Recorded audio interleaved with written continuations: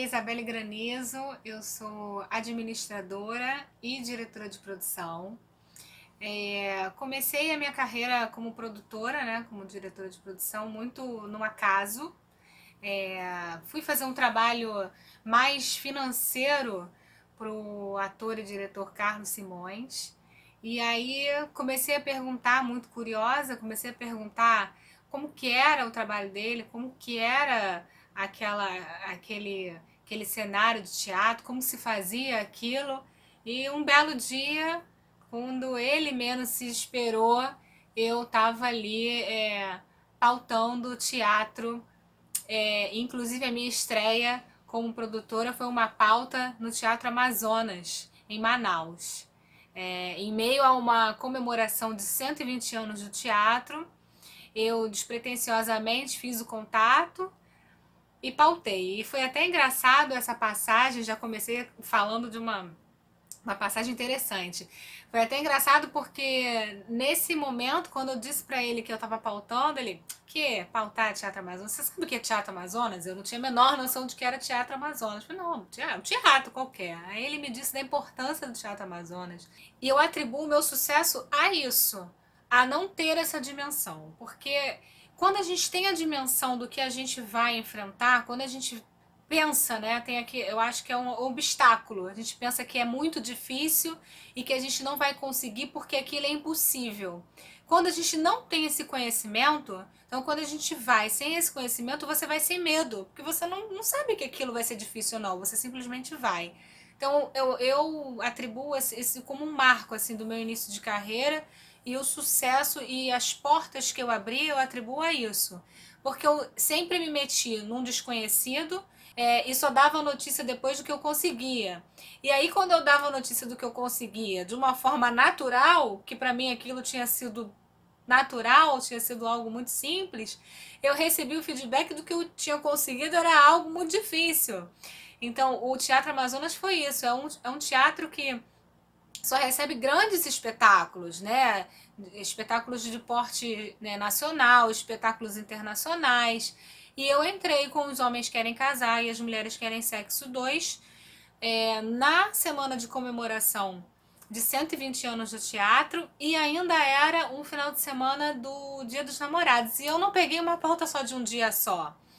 Peguei o final de semana inteiro, sexta, sábado e domingo. E foi engraçado que quando eu fui depois disso atrás de um produtor local, todos os produtores locais achavam que eu estava mentindo. Não, você não existe. Um dia só, eu não, sexta, sábado e domingo. Achou, gente, o que houve? Sexta, sábado e domingo. Não, você não conseguiu isso, eu consegui. Aí eu tive que, para todo mundo que eu contava, mostrar. Não, mas ela assinou? Ela já deu a pauta, ela já assinou esse documento?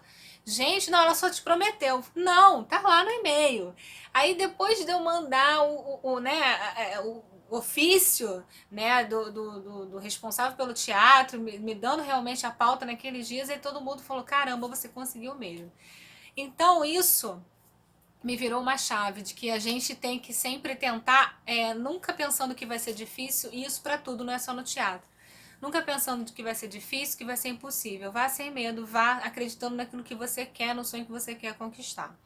E aí eu recebo muitas perguntas, assim, até de produtores colegas meus, de como você se tornou uma produtora nacional. Como é que é ser uma produtora nacional? Porque eu resido no Rio de Janeiro, mas eu, com Os Homens que Querem Casar, eu tive a oportunidade de viajar o Brasil inteiro. Já perdi as contas, inclusive eu tenho que relacionar isso. De quantas cidades, quais cidades que eu já visitei, né? E como que é isso? Eu acho que você tem que ser, primeiro, não ter medo, ser curiosa, ser muito resiliente, ser muito persistente. Eu tenho também um marco, a gente fez uma temporada em São Paulo e esse espetáculo é um espetáculo que está em cartaz há 10 anos, sem patrocínio nenhum, nunca teve patrocínio, a gente teve apoios. Né? E eu sempre corri atrás, o meu trabalho era tentar viabilizar as nossas apresentações com um custo de desembolsar dinheiro da menor forma possível, porque quando a gente faz uma permuta, há uma relação financeira, né? Muita gente não tem esse entendimento, as empresas talvez não tenham esse entendimento, mas há uma relação financeira, porque a gente está permutando, eu estou dando muitas vezes ingressos, que ele tem um valor financeiro, a gente está dando espaço nas nossas redes sociais, a gente está fazendo presença com os nossos atores, então tem uma série de coisas que podem fortalecer marcas, né? E isso tem um valor financeiro. E quem está nos apoiando, muitas vezes, para a pessoa que está nos apoiando, o custo com aquele serviço, com aquele produto, para ele é tão pequeno e para a gente é tão valioso.